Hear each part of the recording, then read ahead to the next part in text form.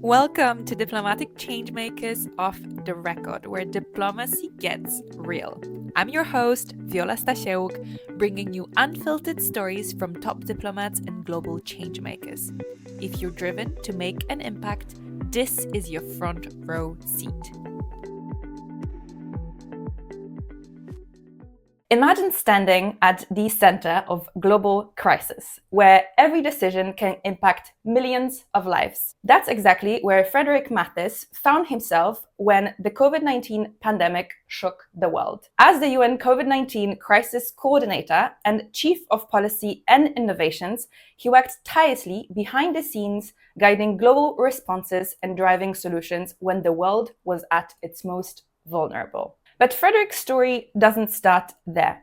It began years later on the ground in Rwanda and Egypt, where he advised UN country teams witnessing firsthand how policies affect real lives. It was in these moments, navigating challenges in post-conflict zones and rapidly developing economies, that he sharpened his belief. Real change happens where people, policy, and purpose meet. From 2021 to 2024, Frederik brought his experience to the OECD, where our paths have crossed. He became the head of division of my and many other teams, and I saw firsthand his leadership in action, how he brings people together, challenges us to think bigger, and always leads with integrity and vision. In his role, he drove global conversations on development policy and built powerful networks to tackle the world's toughest challenges, from fragility to gender equality. But his journey isn't just about titles, it's about impact. It's about his years at the Flemish Department of Foreign Affairs, where he learned the art of diplomacy, and his start in the private sector, where he discovered the power of innovation, change management, and problem solving. After years of driving change within major international organizations, Frederik decided to channel his experience into a new venture. He found his own consultancy, Tomorrow is Possible, where he now advises organizations on building sustainable solutions to global challenges, always with a future-focused, optimistic outlook. A proud Belgian with academic roots at the University of Ghent and Université Catholique de Louvain-la-Neuve, Frederik brings not only knowledge, but a storyteller's heart, one filled with experiences from conference rooms to crisis zones. In this episode, we go beyond the resume. We uncover the why behind his work. What does it take to lead during a global crisis? How do you turn policy into action that changes lives? And how can we play a part in building a more sustainable and connected world? This is more than a conversation. It's a journey through impact, resilience, and hope. So, you grew up in a very small town in Belgium, right? Yeah. Very far away from the OECD, the UN, and all of the big holes. How did it impact your transition into this organization? First of all, I'm very happy to be here. I'm really honored that you are interested in hearing about my story. I think when I grew up, my world was limited to the very small town where I was living in. Internet did not exist yet. I'm that old. And I never really had the ambition to be working for the OECD. I probably didn't know what the OECD was at the time, or the UN. These were all things that were happening far away that you sometimes saw on television. And I think that's been also one of the interesting parts of my life, that if I compare now with the students that I'm working with also at the university here in France at Sciences Po, they seem to have a very clear ambition where they would like to end up in the longer run. I've never really had this. I kind of float from one thing into another thing. And I think that's also been quite helpful that I didn't have that path, because I always go into something with a lot of energy, with an open mind, with something that I like. What can I do here? How can I make a change? I also don't have any preconceived ideas.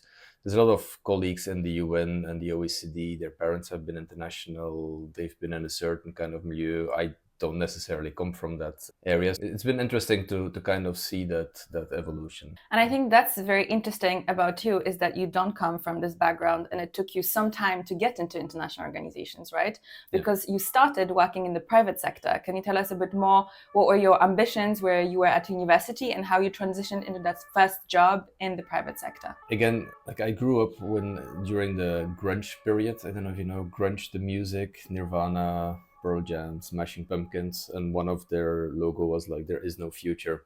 That was kind of the mentality that I also had when I was 17, 18. I actually did not know what I really wanted to do. And then political science was the direction to follow if you were not quite sure yet, because you could still go into different directions. After the first year in university in Belgium, you have to choose into more political science, more sociology, or more administration. I took the political science because I kind of was interested. I realized, oh, there's a world out there and that world looks kind of interesting. And then when I finally went through those 4 years, I decided maybe it's good to do another year. I initially wanted to go abroad, but that was a step too far for my parents. They were like, no, we're not going to let you go. We're not going to support you.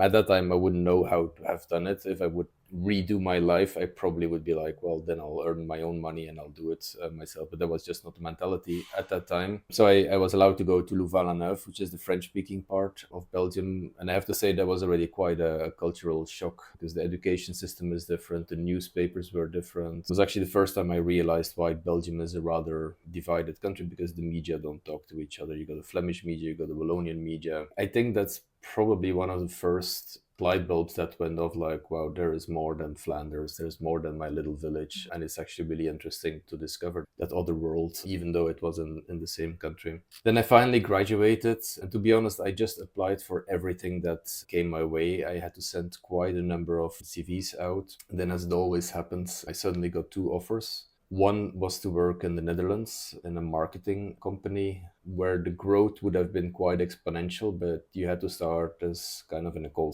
center. And I didn't really feel that would be really me, because I am quite introverted.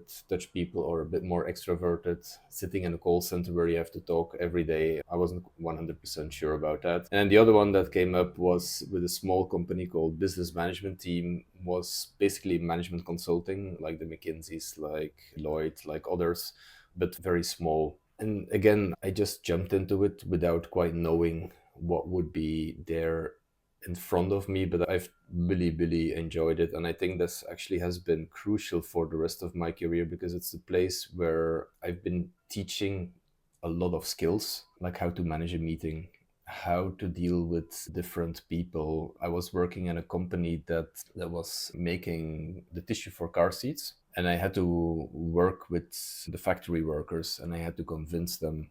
And I'm a young graduate, have no idea about the world. Probably one of the first time I really set foot in the factory. So it learned me a lot of skills like chairing meetings, making up plans, making cost saving plans, using data to measure. Like, that company did not know how many meters of tissue they were making on a daily, weekly, monthly basis. They did not know how many mistakes they were making, so they couldn't see if they were improving or deteriorating. And these are all skills that I've been using a lot in the UN and also at the OECD, where I really learned that data is really important. But I already started this in the private sector. And that's been an incredible journey to start there. The only reason why I left there is that I started working every Sunday evening. I had to pick up the car on the other side of the country. Now, Belgium is very small, so it's not that far, but still 2 hours. And then I basically got a car to drive back to a hotel where I stayed until Friday evening. So I felt this is the first time I'm earning money and I don't even have time to do anything fun with it.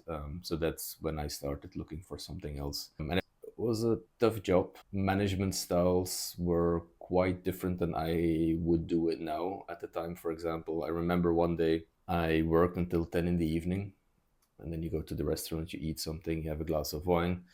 The next day I arrived and it was 8:02, and my boss was like, "Oh, we're starting late today." And we normally start at 8 in the morning. And there's some things that I felt like I've been working a lot. Is it about the hours that I'm sitting here, or is it about the results that I'm achieving? And these are, and I'll probably mention a couple more during this discussion. There's these small little things that I've always been remembering, is like, I do not want to be like that. one day when I'm a manager. It's interesting that you say that, because I work with a lot of different people, and a lot of them have very bad experiences in the international organizations, either with their managers, with their teams, with their colleagues. And this is exactly what I tell them. I tell them, if you feel that someone's mistreating you, remember not to do that to someone else in the future when you're a boss or when you're a colleague. And a lot of people have that in their mind of how not to be, more so than how to be, because it's easier to have a roadmap to shape yourself into a future manager that you want to be, right? Absolutely. And obviously that did shape your experiences throughout the years, notably at the OECD, because you mentioned so many times with, for example, change management. You have that experience from the private sector since you're very, very, very young, and yet you're still applying it 20 years later at international organizations at the OECD, where you did need to lead a change in so many different ways throughout your time at the OECD. We have a lot of people in our community that are worried that they come from the private sector and that they don't know how to present their skills or how to shift into international organizations. What would be your advice to people who are maybe stuck in the same cycle that you have been stuck at that point, to get out of it, and how to use the skills that you have gained, critical skills that you probably wouldn't have had if you started within the UN, right? Yeah. What would you say to them? First of all, I wasn't stuck. I don't feel I was stuck. I've always been a person that wants to discover new things. And when I feel I've learned as much as I would be able to learn, then it's time to go to the next phase. And every time I applied for a different job, one of the criteria that made me decide to take the job or not take the job is how far is it out of my comfort zone. Especially in international organizations, there is some training that is foreseen for people, but very often I find it a bit theoretical, not really applied. I'm somebody who loves applied learning. Being outside of my comfort zone is something that really helps me learn a lot more. And that's also why I've been going from private sector to government to the UN to the OECD, and now starting my own little thing. It's not little. It is little yet, but ambitious. It's been 3 months. It's going to be big. Let's see.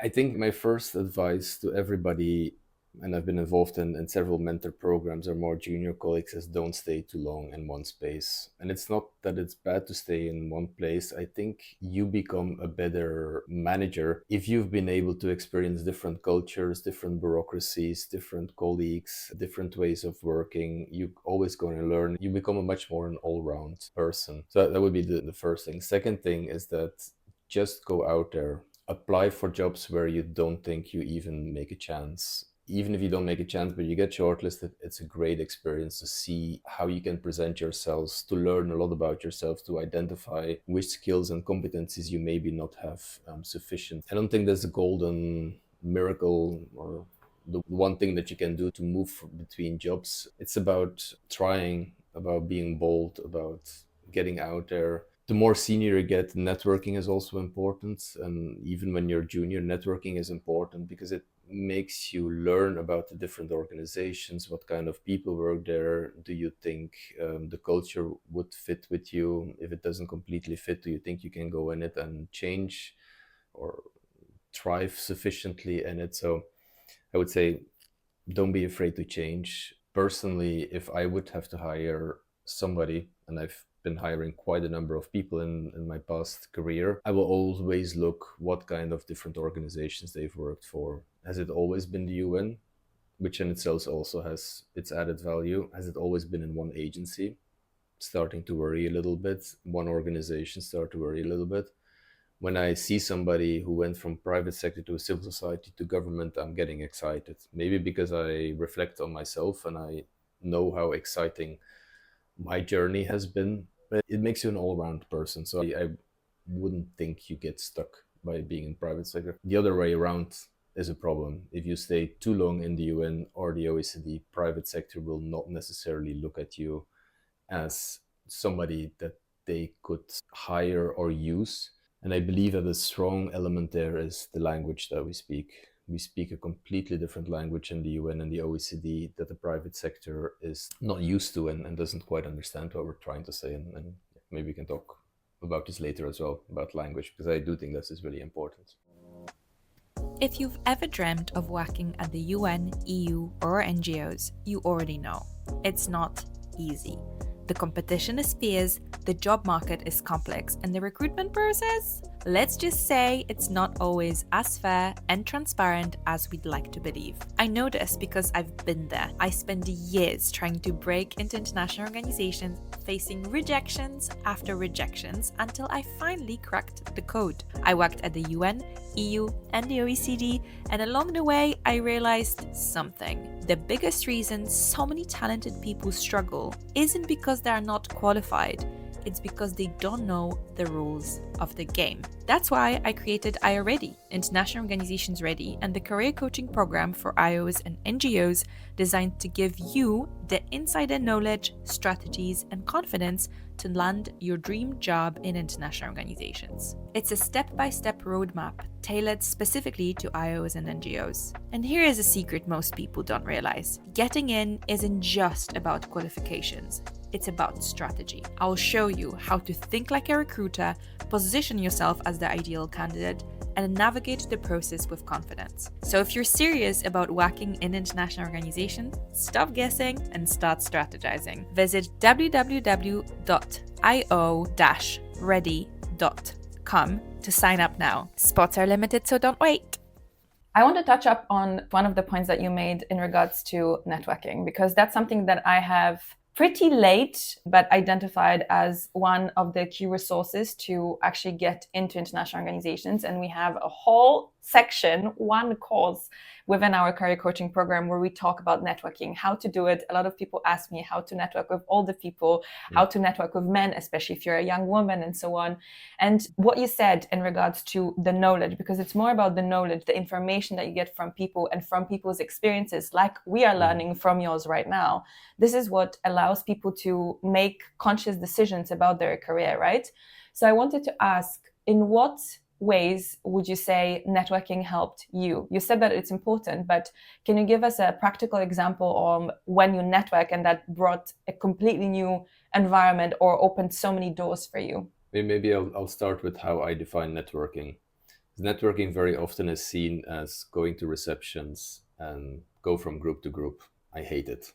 It's not me. I go to receptions and I know that there will be some other people, because I know that through those other people, I might meet some new people. My definition from networking is much more about within the job, reaching out to different people to, you could call it multidisciplinary, get different inspirations, but working with different colleagues.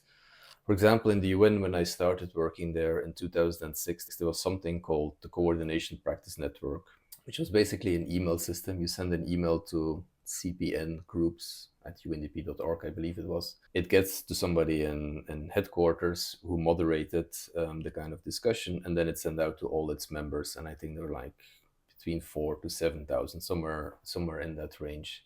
Every time somebody sent something, I've probably 8 out of 10 times I replied, or maybe not 8 out of 10, but every time when I felt that I had something to contribute, I actually did.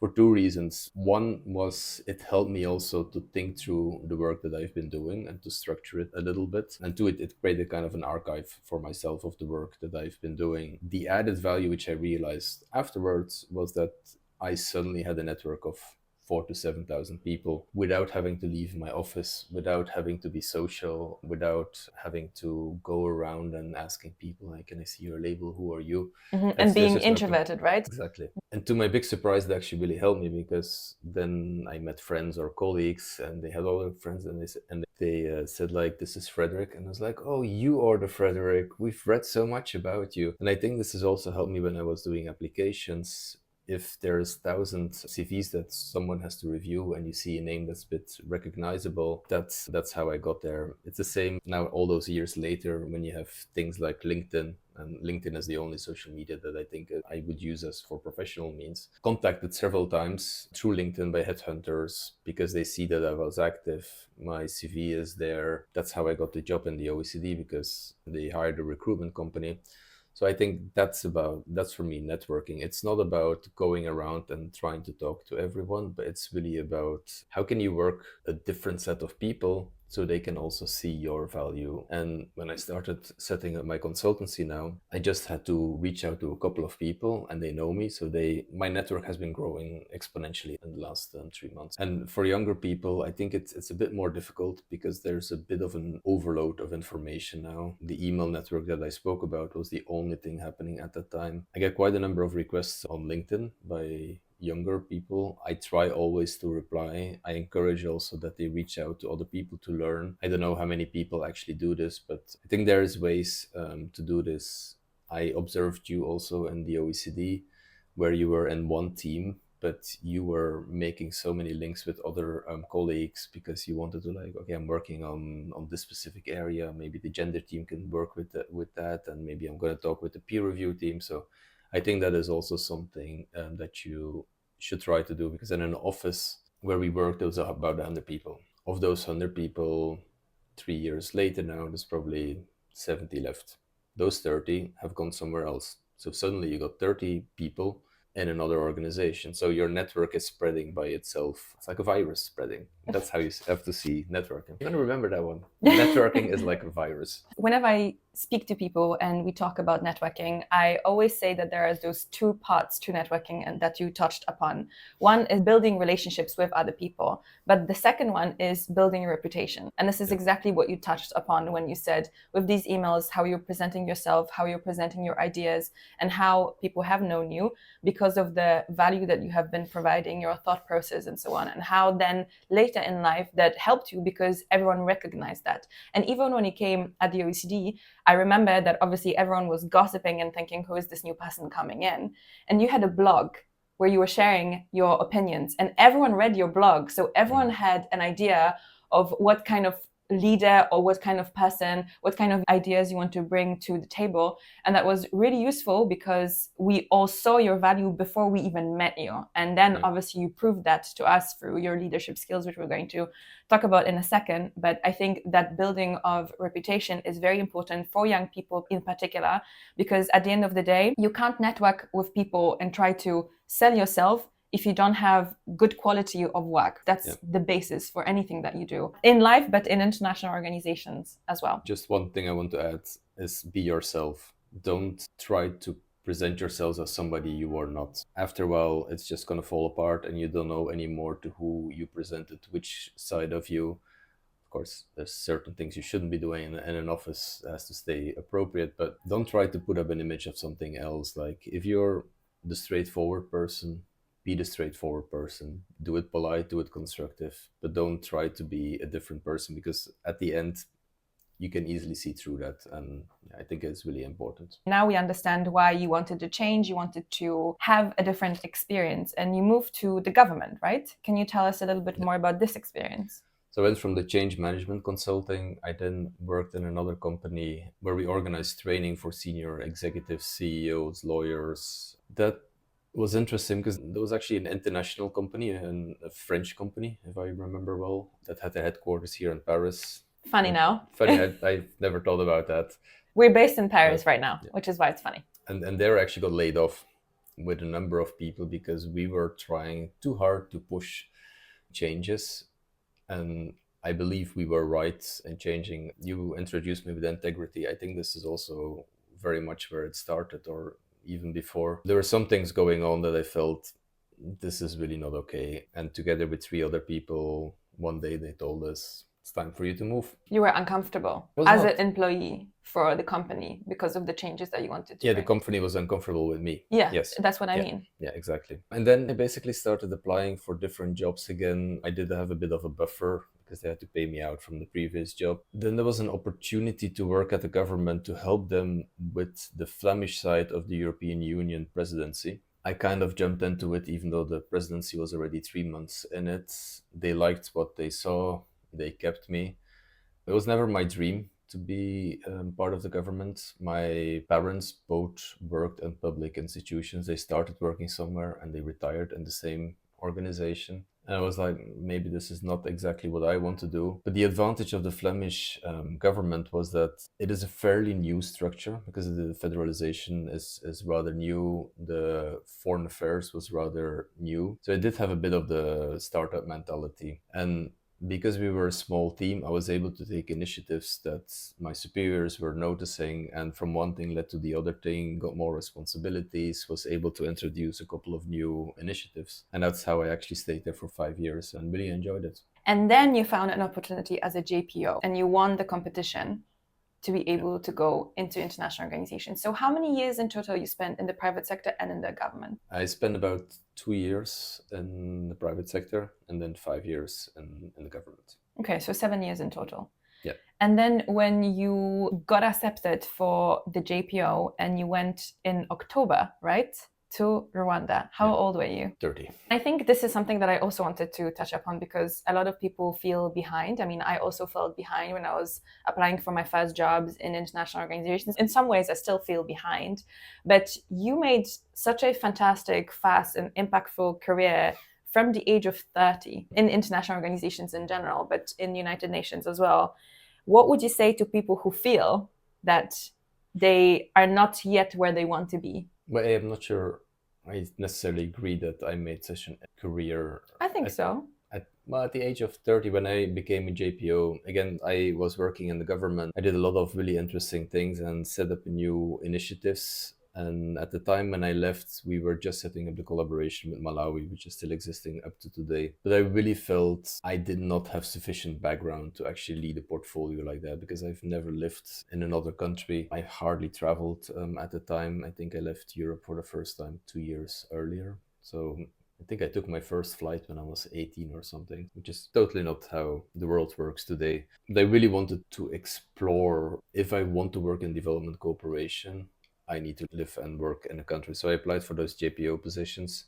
The JPO is a junior professional officer. To my surprise, I actually got it. I got contacted 2 weeks before the start of my job that they changed my terms of references. I said totally fine because I had no idea what the first ones meant. I have no idea what the second ones really mean. I'll see it when I arrive. And I think there I got a bit lucky because Rwanda was one of 8 countries that were chosen to do a reform of the UN development system. And it gave me a lot of exposure. It was basically change management. I had to do a lot of change management, and that's why people also started noticing me. It's also about communication. It was also about setting up new things. We set up the first One UN fund. We made the first joint work plan. So there's a lot of firsts that we did. Rwanda, and my boss at a certain point asked me, like, so, but how do you do it? And I was like, well, if there's A is here and B is here, this is how you do it. You people in the UN, because you've been here so long, you see A, you see B, and then you go like this. It takes a lot more time. It's been quite interesting. I think I'm not answering your question or to the advice to colleagues that don't feel they are at the right place. I'm not sure if it's the right question. What I've now learned, and now I'm 25 plus years working, is do you like what you're doing? And I think that should be the first criteria. I've always enjoyed more management roles, so that's why I aimed for more management roles. I see a lot of colleagues that are great experts and then they grow and suddenly they need to take a management role and they're really bad at it. And I think that's a little bit of a problem both in the OECD and in the UN, that if you want to get a higher pay scale and a higher grade, and then there's perception from other people what you are, it means that you need to take on a management role, and not everybody is a manager. And I think that's really a bit of a challenge. So I would say don't worry too much. Things happen one way or the other, and you just have to continue doing what you're doing as long as you like what you are doing. And again, it becomes then all the other things that we spoke about. It's about networking, it's about going out there, about pushing yourself out of your comfort zone, about taking initiative, by being active, by doing other things. So it's basically constant reflection, whether you're liking what you're doing, and then constantly improving your skills and checking what you're willing and what you like doing in your position. It's a good summary. We started talking about Rwanda. You're working for the UN resident coordinator. What exactly was your job description, and also how you have mentioned that you managed to very quickly succeed because of this change management experiences that you had, the private sector, how fast you were able to move throughout the different opportunities and set up systems.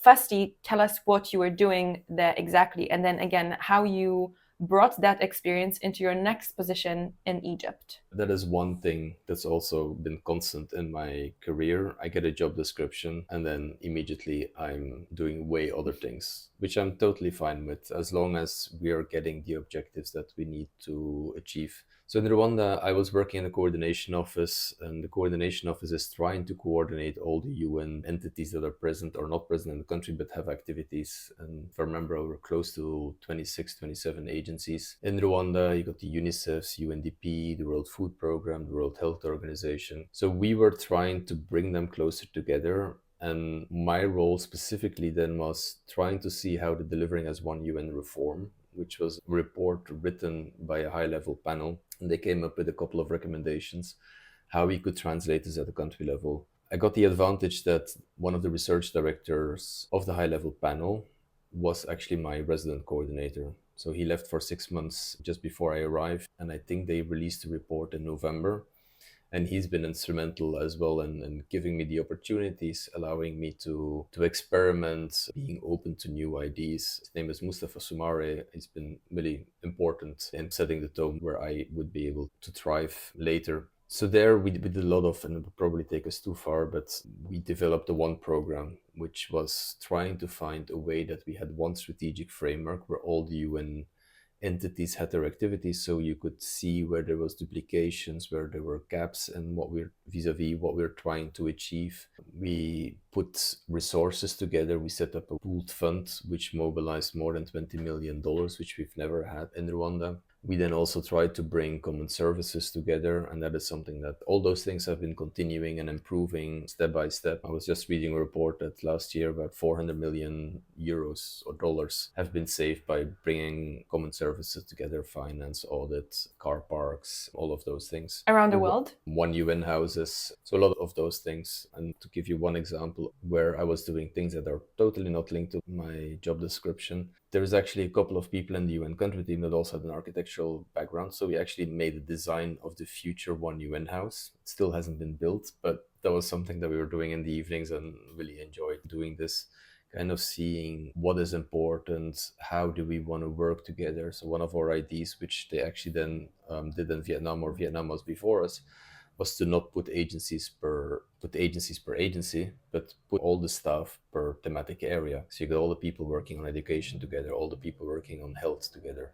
So you have a lot more interaction, more coordination, more interdisciplinary approaches. And this is something that you also try to bring to the OECD, because we had the common practice where, for example, if someone was working on development or on climate, there were these groups from people across all of the different teams working on the same issue, talking to each other, because it's a big thing in international organizations where a lot of people duplicate each other's work or don't know that something is coming out. You'll work on the report and then you find out that 2 months later someone else published a similar report. It's always an issue. No, absolutely. And that was one of the reasons why the then director actually hired me, because I did have some of the technical expertise, but it's impossible to be an expert in all of the domain that at the time the Global Partnerships and Policies Division was having. But my strength was to bring those things together. I was surprised to see how much the different teams are working in silos within the division, the divisions working in a silo vis-a-vis the other divisions. And there's a lot of reasons for that, partly because of the funding and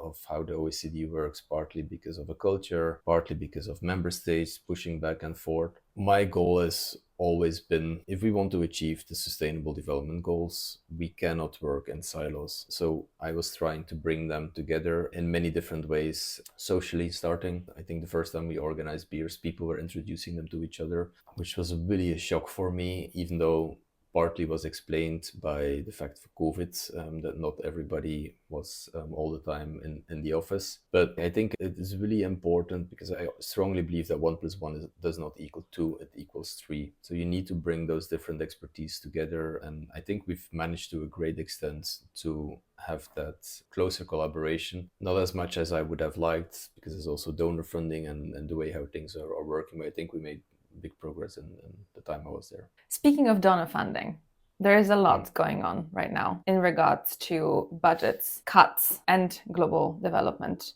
It started a couple of years ago, actually. I think when you were working on the first budget at the OECD, it has been a big issue. I wanted to ask you, what are your thoughts? Because obviously you're following a lot what is happening You read a lot, because if you don't know, Frederik has his newsletter where he gives an outline of the different resources that he's reading or inspired by. And it's an important topic. A lot of people come to me and ask what I think about the future of employment in global development. Should people specify what they are doing on development, or should they move away from development? Those are the questions that I have been asking myself in the past 2 years when I left the OECD, wondering whether I want to stay in this area or pivot towards a different one. What's your take in terms of not only what's going on, but what's the future for employment for people who want to develop their careers and considered development up until now, and seeing this are stopped by the changes? It's a very difficult question because I don't think it's quite clear yet fully what is going to happen and what is happening. I always like to see a big crisis as a great opportunity. And maybe I should explain first about my belief in development cooperation. Because I strongly believe that development cooperation, the way it has been conducted, needed to change, irrespective of what we already had before. The large majority of the countries in which we are working, especially the UN, is in a middle income country, which has quite a different set of challenges than, for example, a low income country or a least developed country. And I still feel that very often we still have a little bit of one recipe for all, and we want to keep doing development as we have done in the past decade, because it's not that development cooperation hasn't been renewing itself. But I do think that we are at the moment now that there should be a big shift. And this is completely separate from the current discussion that's going on, which I find difficult to comment on because, again, it's very difficult to really assess at this stage. Which does not mean that we don't have to work on sustainable development. And that's where I see the difference. I think doing development cooperation is dying. But I do think that everybody working on sustainable development Is thriving. should be thriving. We're not there yet, and definitely not now with some governments reducing funding, introducing climate funding and development cooperation. But my point is that I think we can have a lot more impact by also looking at, for example, the OECD countries at their own policies, the trade, agriculture, tax, all of those policies. Looking what's the impact of what we're doing here on so-called developing countries. So long story short is, in terms of employment, I do think there's a lot of things that you can do in terms of sustainable development, which might have a huge impact at the country level in different countries. It might not necessarily be in the structures as we know them today. I don't think it's a secret to say that I've been always a proponent to think about mergers and acquisitions in the UN systems. There's a lot of UN agencies. And I think every agency has their added value. But maybe this is a period where some business models can be rethought, that we need to work more at the global level on policy to ensure that all the countries have the tools and the methodologies to translate that into what their country laws and policies should be looking like, rather than trying to do projects at the country level. Because the project itself will not necessarily make the big change. It is really about shifting policies, shifting regulatory frameworks, and you don't necessarily need to have country offices everywhere. I'm putting it very simplistic here, and it's a way more complex story. But I hope this is a moment where UN entities and donors and everybody will be rethinking the way how we have been doing development cooperation, and realizing to achieve development, it has to go way beyond development cooperation. Because sometimes we give with one hand what we take away with the other hand. We give a little bit of development cooperation, but then trade agreements or tax agreements or other areas. For example, we tell countries in the south to invest much more in climate, but yet other countries are the bigger polluters that are not giving that much money. So there's a whole issue about policy coherence and all of those things, which I think is really important. And lastly, that's also why I think multilateralism is really important. So my hope is that there will be much more opportunities in multilateralism. Reality at this stage is that more countries are trying to do things bilaterally or unilaterally. And that's going to be the big question. How are we going to evolve in the next couple of years, months, decades? So if you want to have any advisory or how to make changes, tomorrow is possible with Frederik. Well, I've started tomorrow is possible for a couple of different reasons. One, I've been working in a lot of big organizations, and I think it was also great to look at a different way of working. I think COVID also made me realize that the whole 9 to 5 mentality is maybe no longer what we should be doing. The fact that I'm here during a working day in the middle of the day is partly because I have a lot more flexibility. I work in the weekend, and then in the week I go to a museum. There's different ways of organizing myself, and I just wanted to have a little bit more that independence, being a bit away from bigger companies. That being said, I would not have wanted to do this 20 years ago. I've been thriving within teams because I get inspired by them. I learn from different people. I'm doing this now because I feel I got the baggage to do this by myself and be locked in my office for a couple of hours and working on one specific thing. I would not have been able to do this 20 years. So if you're starting in your career, try to be part of a team, go out there, try to go into the office, learn from other people by observing, by being in meetings, by working with other people on specific projects. That's how you learn. So let's move to the questions in relation to management, because something that I have admired a lot about Frederik is not only your leadership skills and how you maneuver the team, but also the kind of reputation that you build for yourself and that is visible by other colleagues. Even recently, you had an OECD leaving party where a lot of loyal supporters came to say goodbye to you.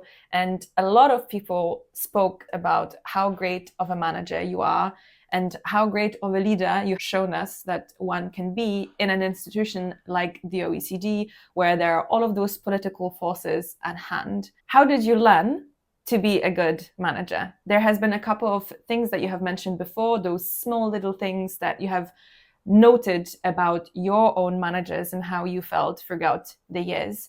But is there anything in particular that you took up as a challenge to be able to become who you are today? I think to be a good manager, and thank you for all the very nice words, but to be a good manager, it's an evolution. It's building on your weaknesses to do better. I think the one thing that I've always tried to do is listening. And I've always had an open door policy, and like literally an open door policy, because a lot of managers say that they have an open door policy and then they don't always like to hear what is being said. But asking frank feedback to learn what am I doing right, what I'm doing wrong. I think in the OECD you've got something called the upward feedback, which I think has been tremendously helpful to see areas of improvement, but also to reading about things that colleagues thought were positive about me. When I was in the UN, and I've tried to continue this here at a different level, I also had some peers who became very good friends. And we sometimes had sessions that we were incredibly honest towards each other, and making yourself vulnerable by saying things that maybe you don't necessarily want to hear from somebody else, but actually actively searching feedback. And I had a really good friend who's working for UNDP. And we've always been able to be very honest to each other, to the extent that I see him in a meeting and I go to him afterwards and I was like, "No, that was really not cool. This you really have to change." And then he's always going to fight back a little bit. But then afterwards, he's like, "Yeah, no, you're actually right then." So I think listening, be open to criticism, making yourself vulnerable, and then also managing your time. I think that's a really important one. A lot of managers are not having time to manage because they're doing so many different things, and it's stupid things, but like email management, I think it is really important. An email comes in, you read it, either you answer, you delete it, you classify it, or in the very exceptional cases you're going to leave it until you have time to answer. But then you have to have a timeline when you can answer it. I never had more than 20 emails in my inbox because That's impressive. it means that you are not really on top of everything, and as soon as you have too many, you forget about the ones below and you're never going to answer. And I think that's always been an important key performance indicator that others have used against me. Like, how is he really on top of things? And if I ask advice, will I actually have it? Because so many managers that I know and their staff say like, "Well, I'm not sending anything because he's never going to answer." And I've had plenty of managers. I can count the number of times that I got feedback on one hand. And I think that is really problematic because then I also stopped asking for advice. I just did my thing. I think that's a little bit of evasion of responsibility by the manager, that you basically tell your staff you're on your own, like write it, but don't expect an answer. And I think that's really a problem. I don't think I have ever experienced that actually, but I think I have been very lucky with my managers throughout all of the experiences that I had. So in short, you would say be flexible and keep learning, ask for feedback listen to people, Yeah. but also be responsive and make sure that you manage yourself and you manage your time very well. Yeah, and managing yourself, I think that is really important. Also, work-life balance. I got quite strict rules of what's my life and what's work. In the evening, I will read something completely different to use another part of my brain. So the next day, I got the energy again to do the things that I'm supposed to do in the office. I have completely different hobbies. Rwanda was, in a sense, difficult because everybody you know in Rwanda either works in development or diplomacy.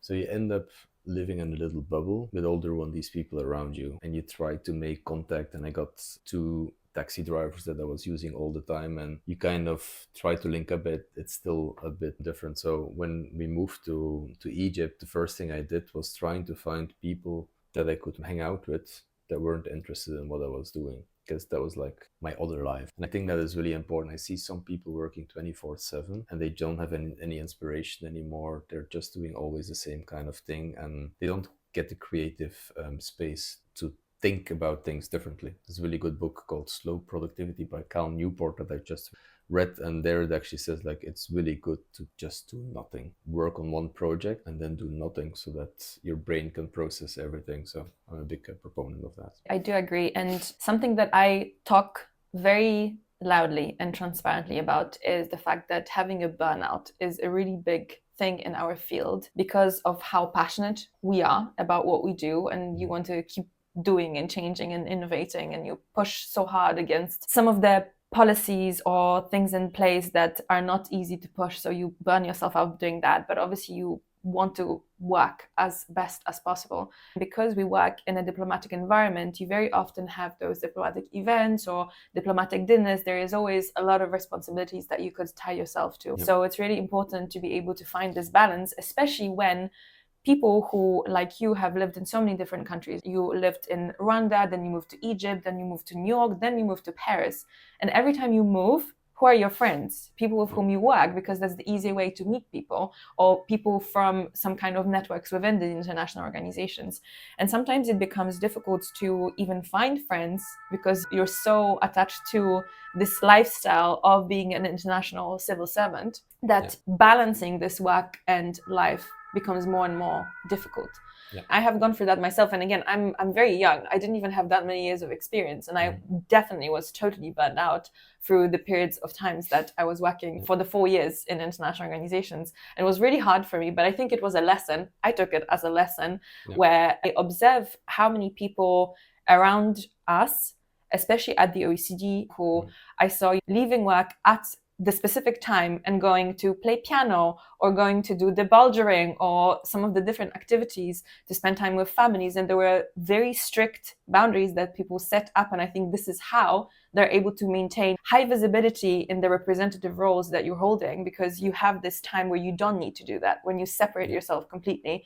And you also allow your brain to have these innovative solutions to read something that is apart from it, to allow the brain space for something else to come. Yeah. Absolutely. Quick fire questions. What's one book or resource that has shaped your approach to leadership or diplomacy? Not sure if it's one book. I like reading a lot of autobiographies from different areas. Sometimes they're managers, sometimes they're more inspirational books, but learning about other people and how they gone through their journey. What's one book or resource that has shaped your approach to leadership or diplomacy? Not sure if it's one book. I like reading a lot of autobiographies from different areas. Sometimes they're managers, sometimes they're more inspirational books, but learning about other people and how they gone through their journey. I've been reading a lot of music biographies as well, which has been quite inspirational. I think my favorite at this stage is the autobiography of Carl Jung, which I read on a trip from Venice to Greece, a 36-hour boat trip. There was nothing to do, so the only thing I had was to read that book. And if you see the book, you will see it's plenty of notes everywhere. It just gave me a completely different insight. So I think books and resources I'm using are those ones that are helping me to escape reality and to get inspiration from a completely different field and a completely different way of living and working. So that's been quite inspirational. There's another one that I read when I was in Egypt, and I bought it because the layout was fantastic. It has a lot of different colors and graphics, and it's called Design Yourself. I've never seen it after, and I recently found it by cleaning up a little bit. I should read it again to see if it still resonates. That's a person, and obviously he's quite rich because the way how he's doing his thing, he can do because he has the resources. But it was his whole goal was to keep things as simple as possible. Like he, for example, has only one kind of t-shirt, one kind of pants, so he never has to make a choice on which t-shirts or pants he's wearing. It's going a little bit far for me. You like fashion? I used to be more into that, but I can also see the attractiveness of just having like one specific outfit. But anyway, it's about making things simple for yourself, that not everything has to be so difficult. I might need it. Yeah. Second question. How do you maintain a work-life balance? A very appropriate question for the conversation that we have just had. One, setting limits. I remember the first time in Rwanda when my boss was calling me, and it was 7:30, and he says like, "Oh, you're no longer in the office," and I just flipped out without thinking too much. Well, yeah, it's 7:30, and I heard a silence on the other side of the line. I was like, "Oh shit, I shouldn't have done this." But I never got contacted again after working hours. They know that they can always contact me, but then they very often would send a message like, "There's something urgent that I quickly want to discuss. Is it okay if I call now?" So I set my boundaries at that time. Two, there's urgent and there's urgent. Humanitarians do much more urgent things than development people. A medical doctor is probably the only one that really knows the word urgent. If the doctor is not going to help somebody, that person might die. If my concept paper is not done this week, nobody will die. I think we have to be honest also about the impact that we are having. And it's not that we're not doing important work, on the contrary. I actually think in our field, if we think a little bit longer, we probably deliver a better product, which might be more beneficial in the longer run. But I hate in international organizations how requests for talking points and briefing notes are all urgent and everything is important. It's just nonsense. I really don't believe in that. And sometimes there will be things urgent, but I think you need to understand the importance between urgent and what's also important. And then the other thing that I already mentioned is just doing a lot of other things that have nothing to do with work, trying to find people that are not interested in the work that you're doing, but you talk about a lot of other things. What's your go-to hobby or activity that helps you recharge? We know that you love reading. Tell us more about other things, because I know you have a lot of different interests. Reading is one, music is another one. Unfortunately, I've never took up playing an instrument. I would love to have done this, but I got a vinyl collection of jazz. That is something that I really enjoy listening to, but also going to the different vinyl shops. And it's kind of like a little subculture in Paris or anywhere in the world. You always manage to talk with people because music is your common language. I love cooking. That is one thing that I really appreciate by working at home now, that I don't have to do the commute every evening. I make something new because I actually got a little bit more time than just making another salad. And then sports. There's a personal history about that, but I really think it's important to stay fit, and that I start now before it's really too late. So I'm trying to go 3-4 times a week to a gym to do some sports. Looking back at your journey, is there a specific moment or a decision that completely changed your career trajectory? Yeah, I don't think there's one specific one. I think the one determining factor is just have an appetite to jump into the unknown. I think that has changed quite a bit. If I now, we had the whole conversation of where I'm coming from and how I got here. If you would have asked me at 18 year, like, how would you get here? I would have no clue. I don't even know if I would be interested.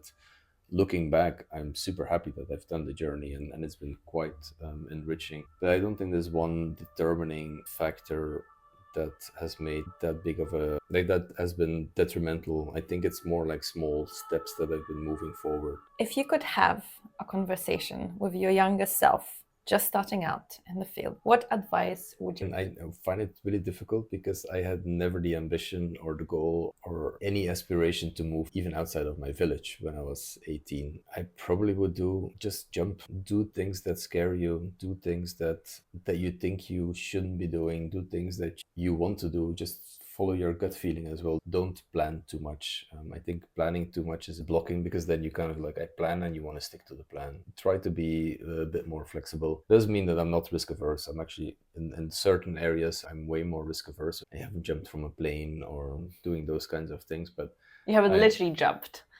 No, no, exactly. But yeah, just be curious and try new things. What advice would you give to me at the place that I am in right now? That's a very difficult one. More difficult the one for yourself? Yeah, because I know myself and I know where I'm coming from and I know what led me here. I think everybody at the end is responsible for themselves. That's another advice that I also give to a lot of younger colleagues, that there's only one person that's really interested in your career, and that's yourself. And I think that is might sound egoistic or not thinking about community, but at the end it's just how it is. And you can have some allies along the way, but at the end it's you who will have to do it. So in your case, I think what you're doing with iAlready is quite amazing. Thank You've you. been helping a lot of colleagues. You haven't chosen the most easy path, but yeah, it seems that you have a dream and you're following it. So go for it. But like that. And that's totally fine. Not everything has to go straight. Yes.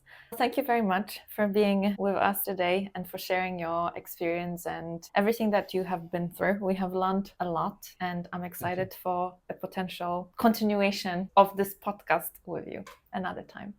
I'm happy to do that. Yeah, thank you. It's actually interesting. So one of the other lessons is like talking about yourself is not something that I always like to do, but it actually is good to have some self-reflection. Yeah, it actually learns things about myself as well. So thank you for the opportunity. You're welcome. Thank you for listening to this episode of Diplomatic Changemakers Off the Record. I'm Wiola, and I hope that today's conversation left you inspired and informed about the realities of international diplomacy. If you enjoyed this episode, please subscribe, leave a review, and share it with fellow changemakers. Remember, stay bold, stay diplomatic, and keep changing the world, both on and off the record.